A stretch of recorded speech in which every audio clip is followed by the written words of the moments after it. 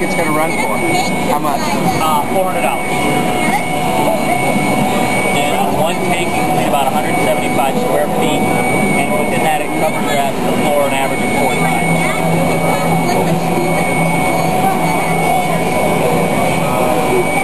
So,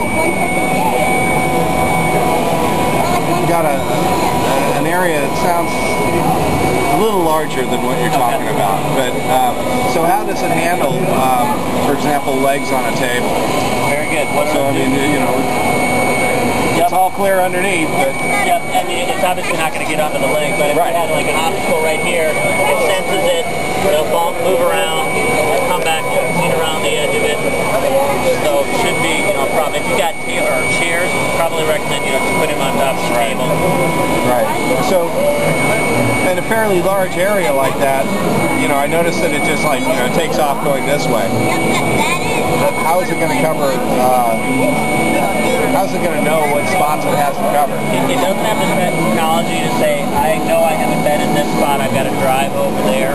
It uses random cleaning methods, so it doesn't have that intelligence to say, I need to go, I've cleaned this area, now I got to go, make sure I go over that spot of the house, so it doesn't really do mapping per se, but through the random cleaning methods, and we actually kind of overcompensate the amount of time it's going to take.